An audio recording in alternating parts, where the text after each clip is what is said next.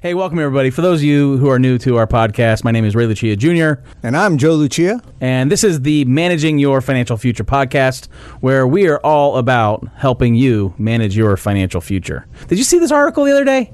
It was about this guy out in Ames, Iowa. Yeah, Ray, I saw it. I actually watched it. It was on College Game Day on ESPN back in September, and I thought it was brilliant. He had this sign up asking people to send him money for beer through his Venmo account. Well, at least he was being honest. You get all these people that stand on the side of the road and say, we'll work for food, and you know you give them the money, and they're going to buy beer with it anyway. Well, so he just cut straight to the point. And it was successful. Within like 30 minutes or something, he had like $400 of just random people sending him cash electronically through his Venmo account.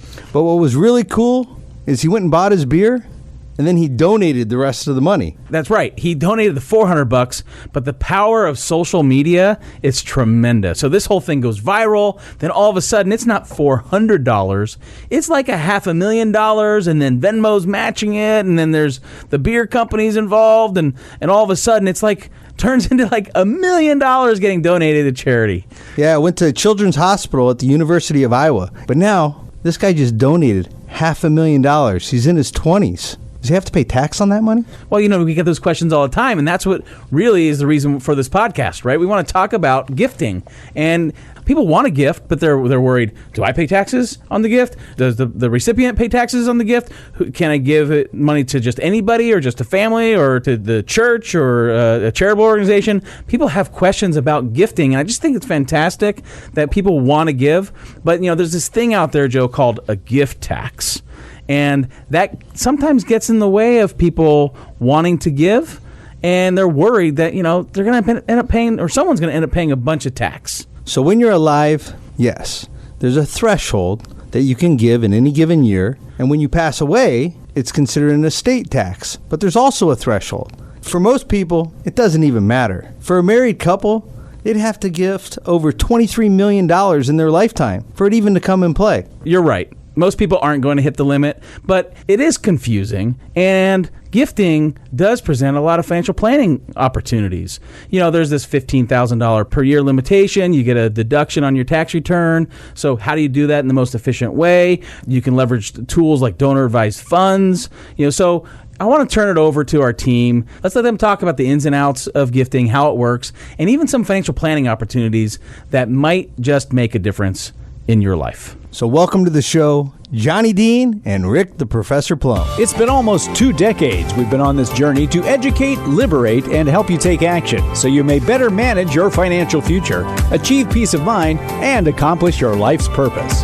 This podcast reveals financial tips, strategies, and insights that will help you set your goals and guide you along the way to help you achieve them. This is Managing Your Financial Future, brought to you by the advisors at Lucia Capital Group.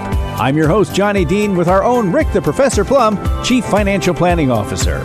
Oh, thank you, me, or whoever did that intro. I think that was me. Johnny Dean, Professor Rick Plum here. And Joey and Ray. Of course. They're a nice team. You know what I mean? They like to turn this over to us. They don't want to do the heavy lifting. That's what we're going to do here on the podcast. You know, they were talking about this guy that donated the money. I heard about this for beer. Yeah, exactly. And so this guy, the story was, just for whatever reason, I'm sure you just heard it, but he's holding up a sign and wants money for beer, and then people send it to him, and he got way more than he needed for a case of beer, so he donates it to a hospital or something, and then everybody hears about this. It goes viral, as things do, and then next thing you know, they got like $500,000 to donate. And That's not bad. It's not bad at all, and I think Venmo or one of them was gonna match was it. Matching it like dollar for dollar, for dollar, or maybe it was Anheuser-Busch. Let's see. I had the story here somewhere. Anyway, yeah, there was a match. Oh, let's see. Matching funds by both the beer company and Venmo. That's what it was. Yeah. So they'd raised over $1 million on this particular deal. So, you know, somebody hears about that and they say, gee whiz, here's a guy in his mid-20s, doesn't have any income, but he's going to be able to donate and write off all this stuff. And so here's the deal. What they tasked us with was talking about, Professor Plum, about gifting. And there's a lot of confusion about how gifting works, because you hear something like gift taxes that have to be paid. who pays gift taxes. And we've talked about this on our radio TV show before, too. But let's just clear up some of the confusion and talk a little bit about what somebody might be able to do. If you don't itemize, first of all, if you don't itemize your taxes, it's going to be harder for you to write off any charitable donations. Well, charitable donations are part of the itemized deductions. It goes along with your the state income tax, state and local income tax capped off at $10,000 now.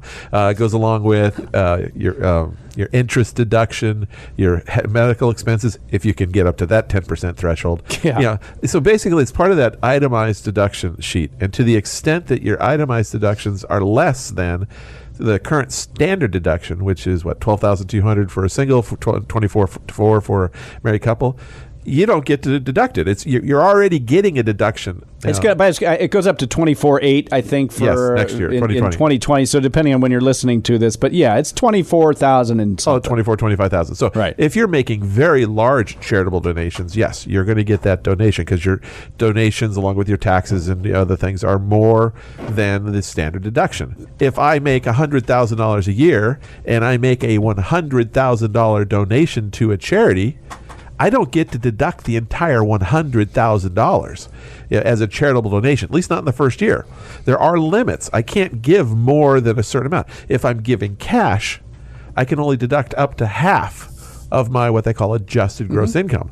Well, so, you can give as much as you want. There's no I can limit only to that. deduct. But it's the deduction part, right? And then I can carry forward whatever I didn't deduct this year for 5 years. So if I'm giving, like I said, if I'm making $100,000 and I have some cash sitting on the sideline that I just don't need, and I wanted to, help the school, help the church, help the whatever the case may be, the zoo, and I give them $100,000, I can offset 50% of my income for this year, and then do it again next year. I just carry it forward until I use it up. Now, if I give so much that I can't use it up over 5 years, then I kind of waste it. But you are limited. You can't just wipe out your entire income for the year on a charitable donation, and that's of cash. If you're giving a stock or real estate, appreciated stock or any stock, appreciated. That's a difference too. That gets complicated. Yeah, so let's we won't not get into that. No. But if I have my grandfather gave me before he passed away a stock that he bought back in 1945. He paid $10,000 for it. It was worth $1 million, and he gave it to me a long time ago. Not as an inheritance, just as a gift. My basis is 10. I don't need it because I'm independently wealthy. Yeah, right. But I give this stock. I don't want to incur the capital gain, so I give the stock to the charity. Now I'm limited to only 30% of my. I can only offset 30% of my income for the year, and that's if I'm giving to a public charity. So there are limits.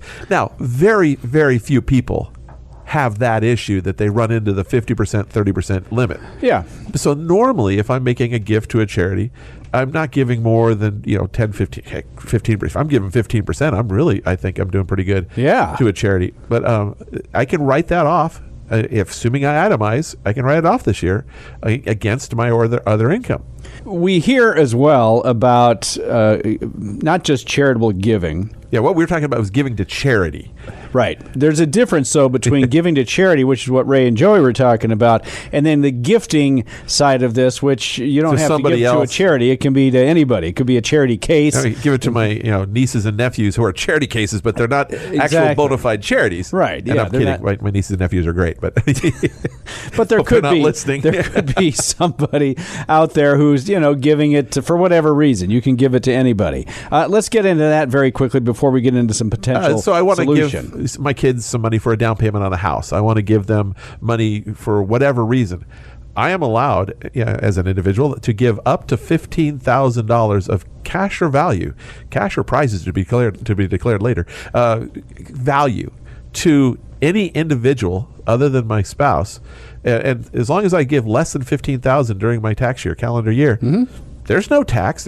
I don't get, first off, I'm not giving it to charity. I'm giving it to an individual, which means I don't get to deduct it no matter what. The other side of it is they don't have to pay taxes on it no matter what. Even if I gave them $1 million, they don't have to pay taxes on it, gift taxes on it.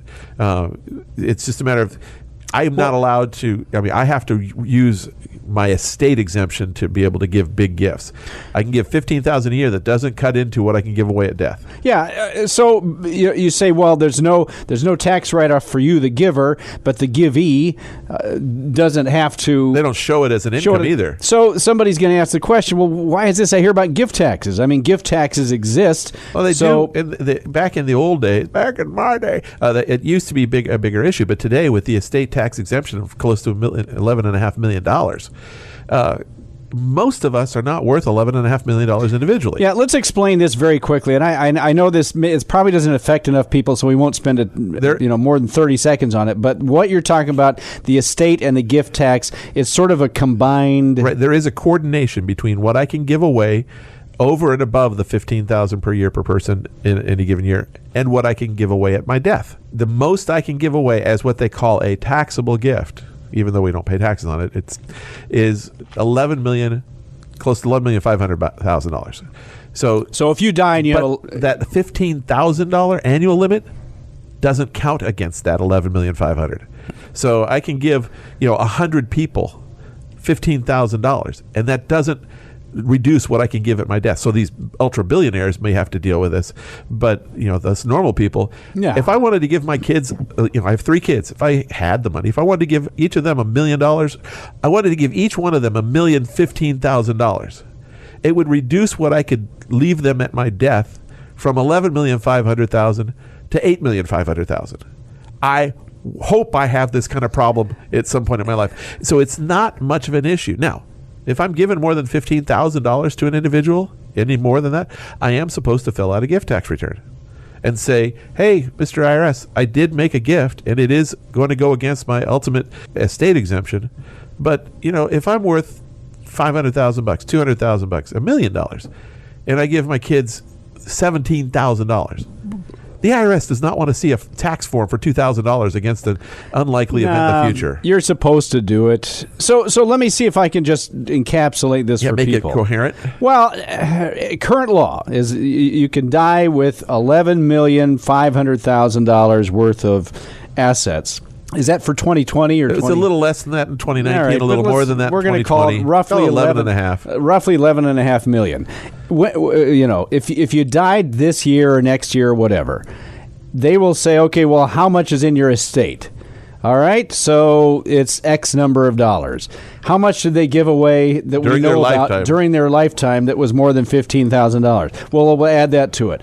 If it doesn't add up to anything more than $11.5 million currently this year, there's no federal estate tax. There's nothing. So they're going to add up all of your charitable gifts not charitable. No, non-charitable. all of your gifting. Non-charitable gifting over $15,000 per person per year. And they'll add that to the amount that your entire estate is worth when you die. And if it's less than this year, 11.5, you don't owe any taxes. Now that estate does include the life insurance that's on your life and things like that. So it's not just what do I have in the bank? Well, no, that's true. Somebody could say, well, I have a $8 million net worth, and I have but I've got a $5 million, life insurance policy. Well, they're going to count that. Yeah, if it's so there will be there could be potentially some estate. Now, in the past, issue. I said this used to be an issue because the limit was on gifting was $1 million, where the limit on estates was $3.5 million.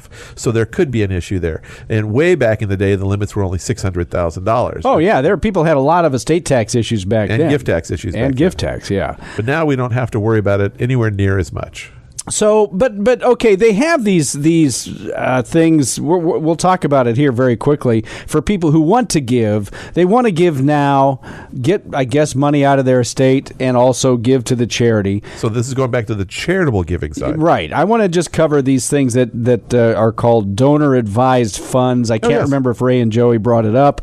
But donor-advised funds, talk about those for a second, what they are and how they may be able to help if you want to just give money now. Right. So let's say you had a big tax year, or you had some kind of an influx of income that was unusual, some kind of a payout, a big capital gain, or whatever the case may be. And you're saying, with this extra money, I'd kind of like to be charitable, but I don't know exactly who I want to give the money to yet. Or maybe I don't want to give it to the charity in a huge lump sum. I want to dole it out to them over the next several years or something. These donor advised funds make a lot of sense. And so you can move money into the donor advised fund, and you get a current tax deduction for the money you move into the donor advised fund. Because the money's eventually going to go to some charity or you can't get it back either. Yeah, it's irrevocable. And you have the right to then tell that donor advised fund who you want the money to go to when you want it to go to them. It doesn't have to go right away. So let's say I have $100,000 and I want to give that away right now because I had a huge year and I want to take that. I've got at least $200,000 or $300,000 of income. I want to take a big tax deduction this year. Give $100,000 to the donor advised fund. It'll save you taxes this year. I get a $100,000 deduction this year, and then I can still say how that money gets invested within the parameters of the donor advised fund. So I can stay aggressive for growth, or I can stay safe. And then next year I say, you know what? Give $10,000 to my alma mater. Give $15,000 to the zoo that I like. Give Is a zoo is that a charity? You can bet that the zoos around here, around the U.S., are charities. Oh, okay. Yeah. All right. Zoo. Zoological Foundation. San Diego Zoo. Raising money for... No, never mind. Well, so when I pay to go into the zoo, is that a donation? Nope. That's a different issue. Yeah, it is. But it's like giving to a museum or something. It has a foundation on the side of it that helps it. I'm kidding. Yeah. All right. So, yeah. But, you can, whatever your favorite charity is, so you can give some of it next year and then nothing the next year. Then it's totally flexible. Now, you got the donation when you put your money into the donor advised fund. No, you got the deduction. You got the deduction, excuse me. You got the deduction when you put your money into the donor advised fund. When the money goes from the donor advised fund to the charity of your choice in future years, you don't get another deduction, but you get to put your name on it and be philanthropic about it. That donation came from me. Yeah, maybe you get a plaque down the line. Yeah. So I mean, you get a wing of a school named after if you give a big enough one. Yeah. So the main reason for doing this is to get the tax deduction now. Today, you gave a good example, which is that somehow maybe I sold something, or I got a big. I had a big payout from a severance, or I had a big payout from a deferred comp plan. Right, and I don't need the money. Yeah, and I was going to be charitable anyway. Right, so I'm going to give this now. I'll take the big deduction so I don't have this huge tax bite. Now, I know of one person who's fairly well off. They're not. They are kind of worried about the estate tax laws, but they're not quite at the top of it yet. But they want to teach their kids to be philanthropic. And so they are making they're creating and making these big donor advised funds. And so when they pass away, it's within their will and things that the kids need to give away X amount of dollars of this donor advised fund every year. They want their kids to learn philanthropy. That word there, because I'm losing it there. And so it's a philanthropy. Yeah, a good it's deed. in there somewhere. A good deed doer. Yes. Yes. All right. So the kids are going to be in charge of giving away the money after the parents have passed away. The parents aren't anywhere close to passing away. I mean, they're great health. Yeah. Okay. Well, that's. So I mean, we're not talking 20 or 30 years down the line, but that's what they're putting these donor advised funding. They donate every year, and they're not making any distributions from it. But after they're gone, and they may if they run into something that they want to give away. But after they're gone, they're basically telling their kids that, hey, you're in charge, and you need to start giving this money away. Yeah, I have a feeling the kids will probably be okay anyway. Yeah. Yeah. You see, you can do that when you have that kind of money. But they're giving a big chunk of their assets, more than 50% of their assets, to charity. Yeah. No, that's great. That's great. I still say the kids will be just fine. Yeah, probably. I know somebody that's got roughly $100 million, and they're going to give at least half. This is a different person, but yeah. This is I'm personally I do this, yes. And they're going to give at least half when they're gone. Kids, heck. Yeah, they'll do fine on half. Get a split up $50 million. It's not a bad deal. Yeah, there's not that many kids that's going to water it down too much. No. I would easily take even a third of that 50. Not a problem. You're not in that capital stack? No, I'm not. I'm really not. I don't think so. No, I'm not. Okay, look, if you need help with this stuff, we talk about this all the time. This goes into estate planning, which is part of an overall plan. Now, we do estate planning in the sense, Professor Plum, that it goes we can talk their about overall- it. We can help people understand what they're, try to help them Right. formalize their ideas of what is important to them. Yes. We, as financial advisors, cannot actually do the legal work. We're not attorneys. Only attorneys can Right. do that. Estate planning attorneys take You need care an of estate things planning like attorney. that. Right. And maybe we'll talk about that. Estate planning is another important topic. Maybe in a few weeks we'll get to that. But if you need help with this stuff, actually, if you need advice on this stuff, it's really vital that you plan not just for things like Social Security, not just for things like insurance, but your estate as well. Even if you're not worth $11.5 million, estate planning is still crucial. You can give the folks at Lucia Capital Group a call, 800-644-1150. They do this stuff all the time. 800-644-1150, or you can check them out there at the website where you may have found this podcast, LuciaCap.com. We are out of time. We're going to get you next time. A lot of topics still to come. Johnny Dean, Professor Rick Plum here from Lucia Capital Group. Thanks very much for listening to the podcast. This is Managing Your Financial Future. We'll talk to you again next time. The information provided should not be considered specific tax, legal, or investment advice. It is not intended or written and cannot be used for the purpose of avoiding penalties imposed by law. You should seek independent advice from a tax professional. This material was gathered from sources believed to be reliable. Its accuracy cannot be guaranteed. No client or prospective client should assume that the presentation or any component thereof serves as the receipt of or a substitute for personalized advice from LCG or from any other investment professional. Lucia Capital Group is not affiliated with or endorsed by the Social Security Administration or any government agency. SSA website is at www.ssa.gov or call 800-772-1213 to speak with an SSA representative. Examples cited are hypothetical, are for illustrative purposes only, are not guaranteed, and subject to potential federal and state law amendments. There is no guarantee that you will achieve the results discussed or illustrated. The investment professionals are registered representatives with, and securities and advisory services offered through LPL Financial, a registered investment advisor, and member FINRA SIPC. Lucia Securities, LLC was acquired by LPL Financial, August 2020. The investment professionals of Lucia Securities, LLC are now affiliated with LPL Financial and are conducting business using the name Lucia Capital.